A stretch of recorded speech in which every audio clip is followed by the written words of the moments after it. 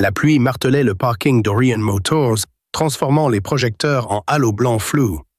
Elias Moreau, père célibataire et technicien de maintenance de nuit, aperçut une berline de luxe en panne dans une flat tac. Une femme piégée à l'intérieur. Le garde de sécurité restait planté là, observant « voiture VIP, personne n'y touche ». Elias s'agenouilla quand même, arracha le panneau, contourna le circuit court-circuité, sauva le système d'une panne totale. Le moteur rugit à nouveau. 5 minutes plus tard, il fut convoqué à l'étage et licencié sur le champ. Cette histoire nous enseigne que l'intégrité professionnelle et le courage moral peuvent parfois nous coûter cher à court terme, mais qu'ils finissent toujours par révéler notre vraie valeur aux yeux de ceux qui comptent vraiment. Elle nous rappelle qu'un geste technique désintéressé peut exposer des corruptions cachées et transformer radicalement notre destin professionnel.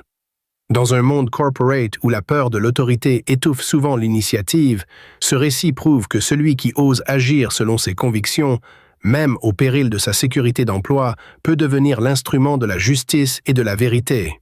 Si vous croyez que l'expertise authentique et l'honnêteté finissent par triompher, fait des manipulations et des abus de pouvoir, cette histoire va vous inspirer. Dites-nous dans les commentaires d'où vous regardez cette vidéo, car ce parcours professionnel va redéfinir votre vision du courage au travail. La nuit avait commencé comme toutes les autres. Elias pointa à 22h, ses chaussures de sécurité encore humides de la traversée du parking employé. Orion Motors occupait 3 pâtés de maisons dans le district industriel de Rennes. Chrome et vert s'élevant contre l'horizon breton. L'entreprise construisait des berlines de luxe et des véhicules électriques pour des clients qui mesuraient leur richesse en virgule, pas en zéro. Leur nouveau modèle, l'Orion FEF, était programmé pour son lancement dans 2 semaines. Système de batterie révolutionnaire, temps de charge de 12 minutes. Architecture électrique intégrée, dispositif de sécurité qui pouvait prédire les collisions. Le marketing avait imprimé les bannières. Les investisseurs avaient en signé les chèques. La presse automobile l'avait déjà couronné voiture de l'année. Tout reposait sur ce lancement. Cours des actions, primes des dirigeants, l'avenir de l'entreprise. Orion avait tout misé sur l'Orion fait, mais il y avait un problème. Des rumeurs circulaient dans l'ingénierie depuis des mois. Panne électrique aléatoire. Systèmes s'éteignant par temps humides. Rien de catastrophique encore, mais suffisant pour rendre l'équipe de nuit nerveuse. Les techniciens chuchotaient sur des témoins tableaux de bord qui clignotaient. Les ingénieurs parlaient de défaillance, de relais impossibles. L'équipe de jour blâmait l'équipe de nuit. L'équipe de nuit blâmait l'équipe de jour et la direction ne blâmait personne parce que reconnaître le problème signifiait retarder le lancement. Les prototypes vivaient dans une section restreinte du parking, délimitée par des bandes jaunes et des caméras de sécurité. Touchez l'un sans autorisation et vous étiez viré. L'entreprise avait licencié 3 personnes l'année passée pour violation de cette règle. Aucune exception, aucune seconde chance. Elias Moreau avait touché l'un quand même. Il avait 36 ans, maigre et buriné, avec des mains qui connaissaient leur chemin autour d'un moteur. Autrefois, il avait été ingénieur, un bon ingénieur. Il avait travaillé sur les systèmes de freinage et les calculs de charge, publié des articles, formé des ingénieurs juniors. Sa femme Nathalie le taquinait sur son sérieux, sa façon de pouvoir passer 1 heure à expliquer la physique de la friction à des dirigeants qui voulaient en juste savoir si la voiture s'arrêterait. Mais c'était avant le diagnostic, avant la chimio qui ne fonctionnait pas et les traitements expérimentaux qui empiraient tout. Avant les longs mois dans les chambres d'hôpital, tenant sa main, regardant les machines compter le temps qu'il leur restait. Il avait pris un congé, puis un congé sans solde, puis des équipes sporadiques qui devinrent des échéances ratées et des projets incomplets. La rétrogradation était venue avec une lettre type et un salaire réduit. Technicien de maintenance de nuit, à prendre ou à laisser. Il l'avait pris parce qu'il avait une fille à élever et des factures qui n'arrêtaient jamais d'arriver. Son dossier personnel mentionnait encore ses anciennes qualifications, mais personne ne lisait les dossiers personnels. Il voyait juste l'uniforme et l'équipe de nuit et supposait qu'il était où il appartenait. Il vivait avec Mathilde dans un appartement 2 pièces du côté est. Elle avait 7 ans, brillante et prudente, avec les cheveux noirs de sa mère et l'habitude de son père de réparer les choses cassées. Elle construisait des engins avec du carton et du ruban adhésif, petites machines qui tournaient et cliquaient et la faisaient un sourire. Elle posait des questions sur tout. Comment le grille-pain savait-il quand le pain était grillé? Pourquoi les oiseaux se posaient sur les lignes électriques sans être électrocutés? Pouvait-on construire une voiture qui fonctionnait à la foudre? Chaque soir, avant de se coucher, elle posait une serviette sèche près de la porte d'entrée. Chaque matin, Elias la trouvait là qui l'attendait, un petit rituel né de l'avoir vue rentrer trempée trop de fois. Elle ne disait jamais rien, elle laissait juste la serviette et allait dormir, faisant confiance que son père serait là quand elle se réveillerait. Cette confiance le tuait certains jours. De l'autre côté de la ville, dans un bureau penthouse qui dominait l'eau, Vivienne Beaumont était encore éveillée. Elle avait 38 ans, PDG et actionnaire majoritaire d'Orion Motors, une femme qui avait hérité d'une entreprise et l'avait transformée en empire. Son père, Richard Beaumont, avait construit Orion de rien, avait soudé lui-même le premier châssis dans un garage de Brest. Il était mort il y a 5 ans, laissant Vivienne avec une entreprise, une fortune et un conseil d'administration qui pensait qu'elle avait hérité du titre sans le mériter. Elle leur prouva le contraire en 6 mois, coupa les divisions non rentables, renégocia les contrats fournisseurs, pivot toute l'entreprise vers les véhicules électriques 3 ans avant que la concurrence réalise que le marché changeait. Elle s'habillait de charbon et d'acier, parlait en phrases coupées, et ne faisait confiance à presque personne. Son père avait bâti Orion sur des poignées de main et l'instinct. Vivienne le construisait sur les données et les contrats et la compréhension que la loyauté était une monnaie, pas une vertu. Elle ne s'était jamais mariée, n'avait jamais voulu. Les relations nécessitaient la vulnérabilité, et la vulnérabilité était un handicap dans un monde où chaque conversation était une négociation et chaque sourire cachait un motif. Ce soir, elle testait l'Orion Vie elle-même. Pas de chauffeur, pas d'escorte de sécurité, juste elle et le prototype et la pluie. Elle devait savoir si les rumeurs étaient vraies. S'il y avait un défaut dans le système électrique, elle le trouverait avant le lancement, avant les procès, avant que le conseil puisse l'utiliser comme excuse pour la démettre. Alors, elle conduisit la voiture dans le parking de service, coupa le moteur et attendit. La panne arriva vite, témoin du tableau de bord qui clignotait, verrou des portières s'enclenchant. Tout le système se figea, la piégeant dans un véhicule qui venait juste de devenir une cage très chère. Elle resta calme. Paniquer n'aiderait pas. Appeler à l'aide alerterait les mauvaises personnes. Elle s'assit dans l'obscurité, la pluie tambourinant sur le toit, et pensa à qui pourrait vouloir qu'elle échoue. Clinton Morvan était en haut de cette liste. Il était le directeur des opérations, 10 ans son aîné, avec un sourire qui n'atteignait jamais ses yeux. Il gérait les opérations quotidiennes, gérait les fournisseurs, contrôlait le flux d'informations. Il voulait son poste. Plus que ça, il voulait l'entreprise. Si l'Orion Pfaff échouait, le conseil blâmerait Vivienne. Si Vivienne tombait, Clinton monterait. C'était des mathématiques simples. Et puis Elias Moreau apparut. Il faisait ses rondes, vérifiant le périmètre quand il entendit le claquement électrique. C'était subtil, le genre de son que la plupart des gens rateraient. Mais Elias avait écouté des moteurs tomber en panne pendant 15 ans. Il vit la berline, vit l'eau s'accumuler près du dessous de caisse, vit la femme à l'intérieur assise parfaitement immobile. Le garde, Ronnie Blanc, se tenait prêt, bras croisés. « C'est un prototype », dit Ronnie. « Tu y touches, t'es viré. »« Il y a de l'eau qui pénètre dans le système électrique, » répondit Elias. « Si ça court-circuite, ça peut prendre feu. » Ronnie regarda la voiture, puis Elias, puis la voiture. C'était un homme bien, mais il avait 3 enfants et une hypothèque. Il secoua la tête et recula. Elias s'agenouilla dans la pluie. Il sortit un outil de poche de sa ceinture, un multi-outil compact qu'il portait depuis ses jours d'ingénierie, et força l'ouverture du panneau d'accès sous la portière conducteur. L'eau s'était accumulée dans le renfoncement, transformant le compartiment électronique en étang peu profond. La carte de circuit était exposée, gouttelettes s'accrochant au contact comme de la rosée sur une toile d'araignée. Il pouvait voir le problème immédiatement. Un boîtier de relais s'était fissuré, permettant à l'humidité de faire le pont sur la connexion. Le système s'était court-circuité, essayant de maintenir la tension sur un circuit qui n'existait plus. Il sortit sa lampe de poche et examina les dégâts de plus près. Le boîtier n'aurait pas dû se fissurer.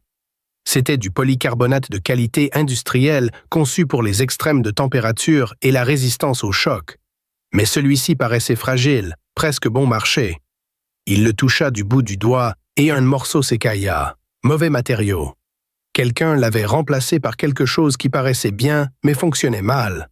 Il trouva une gaine plastique dans sa trousse, du genre utilisé pour l'isolation temporaire de câbles, et enveloppa la section vulnérable. Puis il contourna complètement le relais défaillant, routant l'alimentation par un circuit redondant que les ingénieurs originaux avaient intégré dans le système comme fail-safe. Ce n'était pas élégant, ce n'était pas permanent, mais ça fonctionnerait assez longtemps pour sortir la voiture de la pluie et l'amener dans une baie de service appropriée. Le moteur démarra, les témoins du tableau de bord s'allumèrent, les verrous se désengagèrent avec un clic doux. Elias se leva, l'eau ruisselant sur son visage, et regarda à travers le pare-brise. La femme à l'intérieur croisa son regard. Elle ne le remercia pas. Elle ne sourit pas. Elle le regarda juste avec une expression qu'il ne pouvait pas lire, comme si elle mémorisait son visage pour un but qu'il ne comprenait pas encore. Puis elle mit la voiture en marche et s'éloigna, feux arrière disparaissant dans la pluie. Elias resta là sous la pluie, tenant un petit morceau de blindage qui était tombé pendant la réparation. C'était la mauvaise taille, le mauvais matériau. Quelqu'un avait remplacé une pièce d'usine par un composant aftermarket, quelque chose de bon marché et mal installé. Il l'empocha et retourna vers le bâtiment de maintenance, l'eau clapotant dedans ses bottes. Sa radio grésilla. « Morrow, rapportez-vous à la sécurité. » Maintenant, le bureau était petit et sans fenêtre, éclairé par un fluorescent vacillant qui rendait tout le monde malade.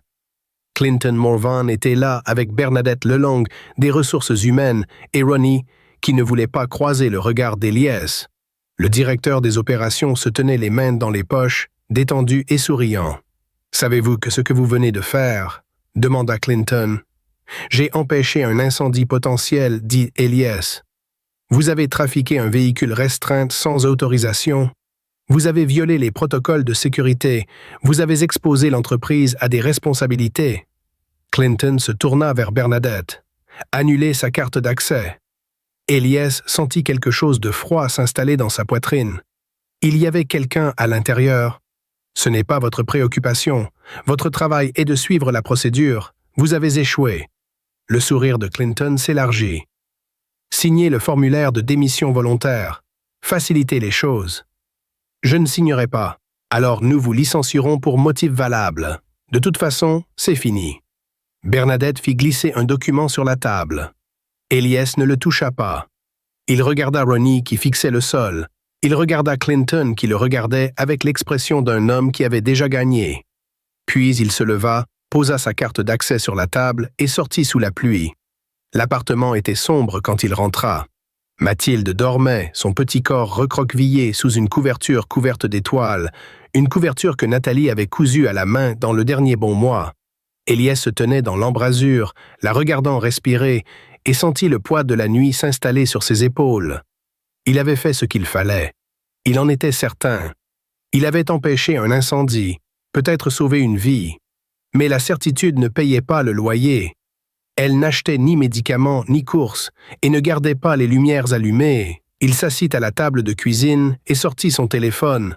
Solde bancaire, 943 €. Le loyer était dû dans 12 jours, 1400 €.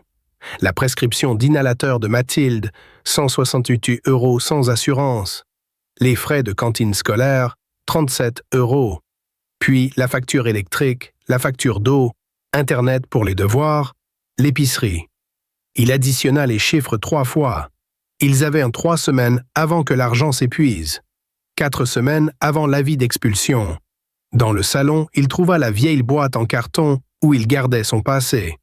Certificat d'ingénierie, diplôme, lettre de félicitations, une photo encadrée de la conférence de sécurité à Nantes, où il avait présenté un article sur la redondance des systèmes de freinage. Nathalie se tenait à côté de lui sur la photo, radieuse dans une robe verte, si fière de lui que ça faisait mal de regarder son visage. C'était il y a 8 ans, une vie différente. Il avait été bon autrefois.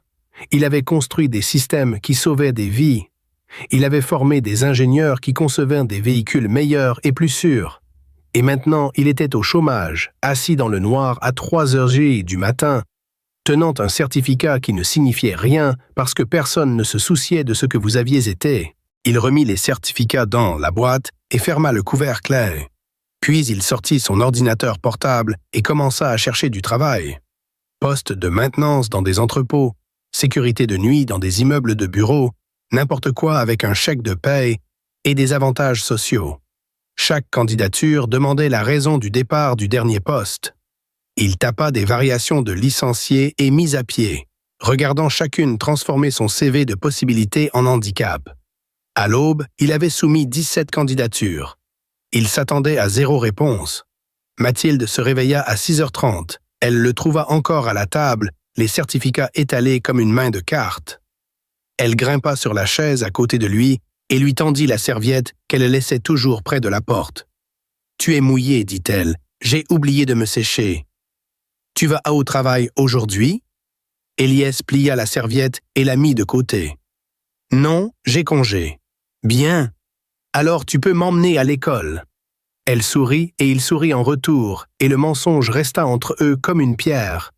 De l'autre côté de la ville, Vivienne Beaumont était assise dans son bureau et lisait le rapport d'incident. Clinton l'avait déposé dans l'heure suivant l'événement, son langage soigné et précis.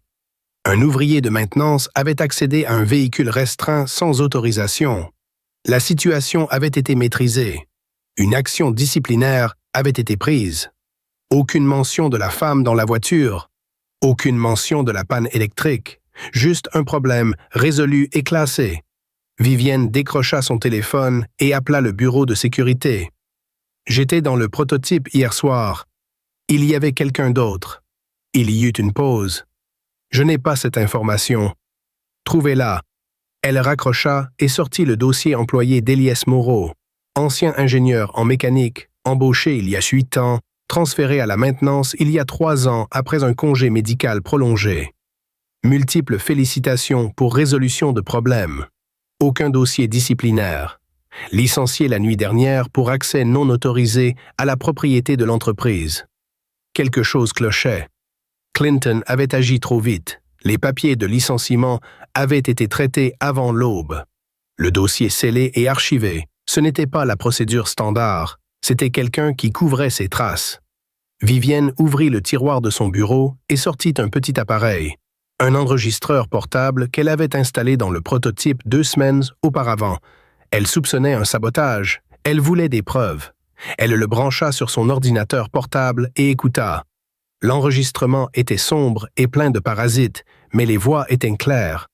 Eliès expliquant le problème, Ronnie l'avertissant de ne pas toucher la voiture, le bruit d'outils et de pluie et le moteur qui redémarrait. Et en dessous, un horodatage qui prouvait que la voiture était tombée en panne toute seule, pas à cause de quoi que ce soit qu'Eliès avait fait. Vivienne se cala dans sa chaise et fixa le plafond.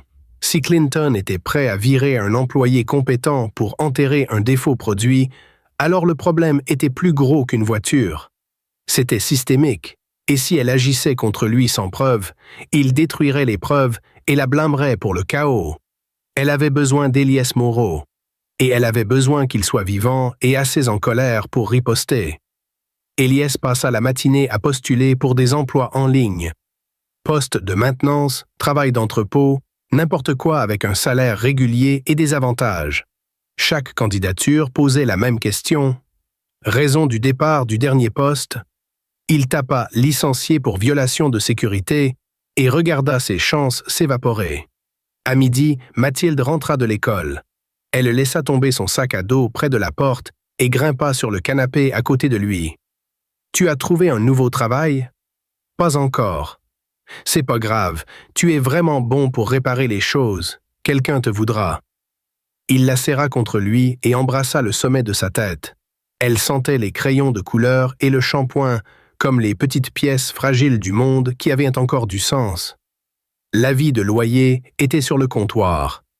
L'ordonnance d'inhalateur était à côté. Dans 2 semaines, il serait à court d'argent. Dans 3, il serait à court de temps. On frappa à la porte. Elias ouvrit pour trouver une femme debout dans le couloir tenant un parapluie noir. Elle était habillée d'un tailleur gris, ses cheveux tirés en arrière, son expression illisible. Il lui fallut un moment pour la replacer. La femme de la voiture. « Elias Moreau » demanda-t-elle. « Oui, je suis Vivienne Beaumont. » Mathilde apparut derrière lui, curieuse. « Vous êtes la dame qui était coincée dans la voiture ?» Vivienne regarda la fillette, puis Elias. « Puis-je entrer ?» Ils s'assirent à la table de cuisine. Mathilde apporta une serviette à Vivienne sans qu'on le lui demande, de la même façon qu'elle en apportait une à son père chaque soir.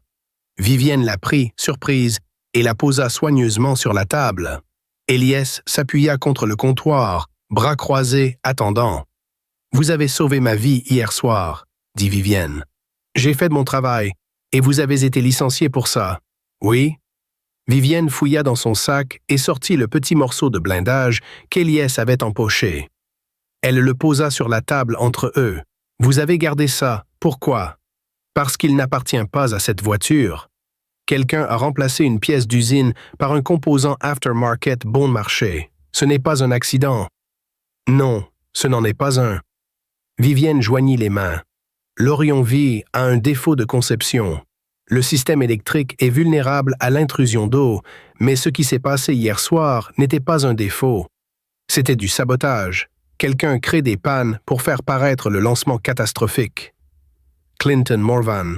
« Je le crois, mais je ne peux pas le prouver. »« Pas encore. » Elle le regarda, son expression aiguë. « J'ai besoin de votre aide. 48 heures. Vous examinez les prototypes, documentez le sabotage, témoignez devant le conseil. En retour, je vous paye comme consultant indépendant et efface votre dossier. » Elias secoua la tête. « J'ai une fille, je ne peux pas me permettre de me faire des ennemis. »« Vous avez déjà des ennemis. Clinton s'assurera que vous ne travailliez plus jamais dans cette industrie, à moins que vous ne ripostiez. » Mathilde tira la manche de son père. « Papa, tu devrais l'aider. Les méchantes personnes ne devraient pas gagner. » Vivienne sourit. C'était petit et bref, mais c'était réel. Elias regarda sa fille, puis la femme assise à sa table, puis l'avis de loyer sur le comptoir. Il pensa à faire ce qu'il fallait et faire ce qui était sûr et réalisa qu'ils avaient cessé d'être la même chose il y a longtemps. « 48 heures, » dit-il. Le lendemain matin, Elias retourna chez Orion Motors avec un badge visiteur et un appareil photo. Vivienne avait organisé l'accès au centre d'essai, un entrepôt converti au bord de la propriété. À l'intérieur, 3 prototypes Orion FAF étaient assis sous des éclairages fluorescents, leurs capots ouverts, leurs systèmes exposés. Elias commença par les schémas électriques. Les spécifications d'usine demandaient des couvercles de relais isolés et des boîtes de jonction étanches. Ce qu'il trouva, ce furent des connexions lâches, des câblages exposés et des composants qui ressemblaient à ceux installés par quelqu'un qui était pressé. Il photographia tout, numéro de série, estampillés de pièces et 6, dates d'installation qui ne correspondaient pas aux journaux de maintenance. À midi, il avait des preuves non seulement de travail bâclé, mais de sabotage délibéré. Quelqu'un avait systématiquement affaibli les systèmes électriques des 3 prototypes. Quelqu'un qui avait accès au centre. Quelqu'un qui savait exactement où couper les coins sans déclencher une panne immédiate. Il trouva Vivienne dans son bureau, debout à la fenêtre regardant la pluie. Elle se tourna quand il entra et il lui tendit l'appareil photo. « C'est pire que vous pensiez, » dit-il. « Les 3 prototypes ont été compromis. Si l'un d'eux avait été lancé, des gens seraient morts. » Vivienne parcourut les photos, son expression devenant plus froide à chaque image. Clinton pousse pour un lancement anticipé. Il veut l'Orion Faster sur la route avant la réunion du conseil la semaine prochaine. Pourquoi? Parce que si le lancement réussit, il obtient une promotion et un siège au conseil. Si ça échoue après le lancement, je prends le blâme et il prend mon travail. Elle posa l'appareil photo. On doit l'arrêter, publiquement, devant le conseil. Elias hésita.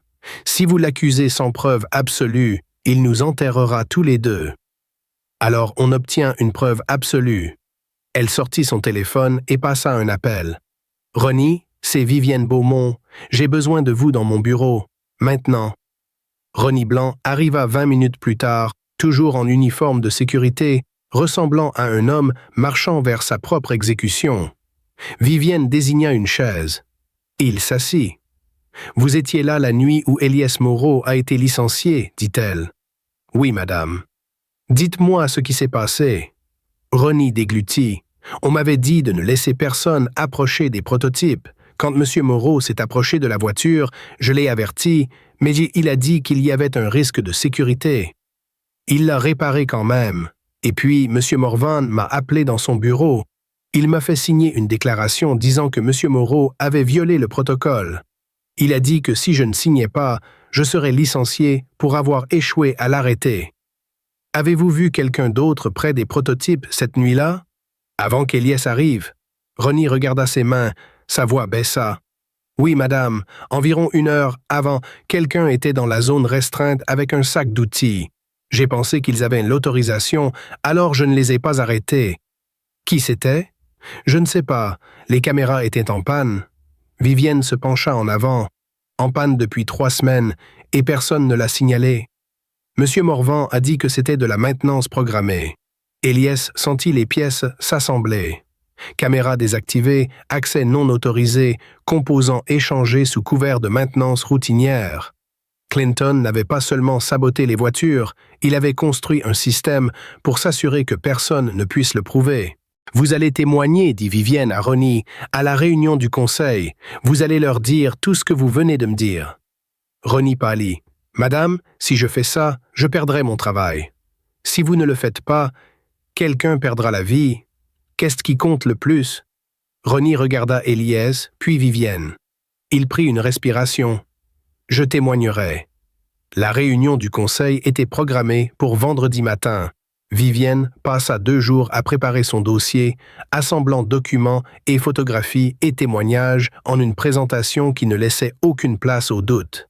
Elias passa ces mêmes 2 jours à la maison avec Mathilde, regardant l'horloge et se demandant si faire ce qu'il fallait était sur le point de ruiner sa vie encore une fois. Jeudi soir, Mathilde lui demanda où il allait le lendemain. « Je dois aller à une réunion, dit-il. C'est effrayant? Un peu. Ça ira? » Il s'agenouilla pour être à son niveau. « Ça ira, je te le promets. » Elle entoura ses bras autour de son cou. « Tu es le meilleur papa, même quand c'est difficile. » Il la serra, mémorisant son poids et le son de sa respiration, et pensa à toutes les choses qu'il voulait dire. Mais les mots étaient trop gros, et elle était trop jeune. Alors il y embrassa juste son front et lui dit qu'il l'aimait. La salle de conseil était au dernier étage. Murs de verre donnant sur la ville, une longue table d'acajou entourée d'hommes et femmes en costume cher qui prenaient des décisions qui bougeaient les marchés. Clinton Morvan était assis à un bout, confiant et composé. Vivienne était assise à l'autre, un ordinateur portable ouvert. Elias se tenait près de la porte à côté de Ronnie Blanc, tous deux conscients qu'ils étaient les mauvaises personnes dans la mauvaise pièce. Le président, Gerald Thornton, ouvrit la séance. 72 ans, vétéran de 4 décennies dans la fabrication automobile. Nous sommes ici pour discuter du calendrier de lancement de l'Orion 20, Monsieur Morvan. Vous avez demandé un calendrier accéléré. Veuillez présenter votre dossier. Clinton se leva, boutonnant sa veste. Il sourit à l'assistance. Merci, Monsieur le Président. L'Orion Phi représente l'avenir de cette entreprise. Nous avons investi 87 millions d'euros en développement. Nous avons des précommandes de concessionnaires dans 32 départements. Nos concurrents ont 6 mois de retard. Si nous lançons maintenant, nous possédons le marché. Si nous retardons, nous perdons tout. Il cliqua à travers une présentation, projection de vente, analyse de marché, témoignage client. Chaque jour d'attente nous coûte 200 000 euros. Je propose d'avancer la date de lancement d'1 semaine. Murmure autour de la table, tête qui hoche. Ah, la logique, était solide. « Beaumont » demanda Gérard. « Vos pensées » Vivienne se leva. Elle ne sourit pas. L'Orion V n'est pas prêt au lancement. Il a un défaut de sécurité critique dans le système électrique, et l'homme responsable de dissimuler ce défaut est assis à cette étable. Silence. Le genre qui suit un coup de feu. Le sourire de Clinton ne vacilla pas. C'est une accusation très sérieuse, Vivienne. C'est un crime très sérieux, Clinton. Vivienne ouvrit son ordinateur portable et le connecta à l'écran. Au cours des 3 derniers mois, quelqu'un a systématiquement saboté les prototypes de l'Orion 5. Il a désactivé les caméras de sécurité. Il a remplacé des composants certifiés d'usine par des pièces aftermarket bon marché. Il a créé des conditions qui garantiraient des pannes catastrophiques après le lancement. Elle sortit la première photographie, carte de circuit, câblage exposé, isolation dénudée. Ces images ont été prises il y a 3 jours par Elias Moreau, un ancien ingénieur en mécanique, qui a été licencié pour avoir réparé un de ses véhicules quand il est tombé en panne sous la pluie. Monsieur Moreau, veuillez expliquer ce que vous avez trouvé. Elias avança. Les 3 prototypes ont des systèmes électriques compromis. Les boîtières de relais sont faites de matériaux de qualité inférieure qui se fissurent sous le stress thermique. Les boîtes de jonction ne sont pas correctement étanches. L'isolation des câbles a été délibérément affaiblie. N'importe lequel de ces véhicules pourrait subir une panne électrique totale par temps humide. Ça signifie pas de direction assistée, pas de frein, pas de lumière. À vitesse d'autoroute, c'est un arrêt de mort. Patricia Chen, membre du conseil, se pencha en avant. Comment pouvez-vous être certain que c'est du sabotage et non un défaut de conception? Parce que j'ai examiné les spécifications originales. Les pièces d'usine sont classées pour des conditions extrêmes. Ce que j'ai trouvé passerait à peine l'inspection pour une voiturette de golf. Quelqu'un les a échangées. Quelqu'un qui avait accès. Clinton se leva. C'est absurde. Monsieur Moreau a été licencié pour violation des protocoles de sécurité. Il a forcé l'entrée dans une zone restreinte. Maintenant, il essaie de discréditer cette entreprise parce qu'il est en colère. C'est de la vengeance, pas des preuves. Alors expliquez les caméras de sécurité, dit Vivienne. Vous avez autorisé un arrêt d'urgence de tous les systèmes de caméras dans la zone de test des prototypes pendant 3 semaines, sans bon de travail, sans supervision ni documentation. Les caméras étaient mises à niveau, procédure standard. Pendant 3 semaines, Vivienne sortit un autre document. J'ai consulté les journaux informatiques. Il n'y avait pas de maintenance programmée des caméras, pas de matériel de remplacement commandé, pas de technicien assigné. Vous avez fermé ces caméras en utilisant un override exécutif le même jour que la première panne de composants a été signalée. Gérard fronça les sourcils. Monsieur Morvan, avez-vous autorisé l'arrêt des caméras? Je l'ai fait pour des raisons de sécurité. Il y avait eu des rapports de personnel non autorisés. En éteignant les caméras, demanda Patricia, ça n'a aucun sens. Alors où est le bon de travail? Demanda Vivienne. Où est la facture? Où est le rapport d'installation? Chambres vides, aucune documentation. Il n'y a aucun enregistrement de mise à niveau des caméras. Vous les avez éteintes pour pouvoir saboter les véhicules sans être enregistrés. La mâchoire de Clinton se serra. Vous cherchez n'importe quoi. Vraiment? Elle se tourna vers Ronnie. Monsieur Blanc, vous étiez de service la soirée précédant la première panne de prototype. Veuillez dire au conseil ce dont vous avez été témoin. Ronnie s'avança, tremblant légèrement. J'ai vu quelqu'un dans la zone restreinte vers 2h15 du matin. Il avait un sac d'outils et travaillait sous un des prototypes. J'ai supposé qu'il avait l'autorisation. Les caméras étaient en panne. Avez-vous signalé ceci? Demanda Gérard. Oui, monsieur. J'ai déposé un rapport avec monsieur Morvan le lendemain matin. Et qu'est-ce que monsieur Morvan vous a dit? Il m'a dit que la personne était un technicien autorisé travaillant sur un projet confidentiel. Il m'a dit de n'en parler à personne. Il a dit que c'était de l'information corporate sensible. Avez-vous une copie de ce rapport? Je l'avais, mais il a été supprimé du système 2 jours plus tard. Monsieur Morvan a dit qu'il avait été déposé par erreur. La salle explosa. Gérard frappa la table pour rétablir l'ordre. « Assez, dit Gérard. Madame Beaumont, avez-vous des preuves supplémentaires? J'en ai. Vivienne sortit des documents financiers. Transactions surlignées, virements. Au cours des 6 derniers mois, Clinton a reçu des paiements de Next Wave Automotive. Petite somme, 50 000 ici, 75 000 là, enterrés dans les honoraires de consultants. Next Wave appartient à notre plus gros concurrent. Le même concurrent qui bénéficierait le plus si le lancement de l'Orion Fay échouait spectaculairement. Clinton frappa la table de sa main. C'est du travail de conseil privilégié, complètement légal. Vous avez conseillé notre concurrent, dit Vivienne. Le même concurrent dont l'équipe de vente dit au concessionnaire que l'Orion Vase a des problèmes électriques. Vous n'avez pas seulement saboté nos véhicules, Clinton, vous nous avez vendus. Patricia Chen regarda Clinton avec dégoût. Gerard Thornton ferma son dossier et joignit les mains. Monsieur Morvan, je pense que vous devriez partir. C'est une chasse aux sorcières, dit Clinton. Vous n'avez aucune preuve. J'ai des photographies, j'ai des journaux de maintenance, j'ai des dossiers financiers, j'ai des témoignages. Et j'ai ceci. Vivienne sortit un petit enregistreur audio et le posa sur la table. C'est un enregistrement du prototype qui est tombé en panne la nuit où M. Moreau a été licencié. Il a capturé quelqu'un accédant au véhicule quand aucun personnel autorisé n'était programmé pour être là. Elle appuya sur lecture. Parasite, pluie, pas, métal raclant, une voix étouffée. J'ai fait analyser cet enregistrement par un spécialiste audio-judiciaire. La voix est la vôtre, Clinton. Vous étiez là, vous avez saboté cette voiture. Et quand M. Moreau l'a réparé et exposé votre plan, vous l'avez licencié pour couvrir vos traces. La voix de Gérard était froide.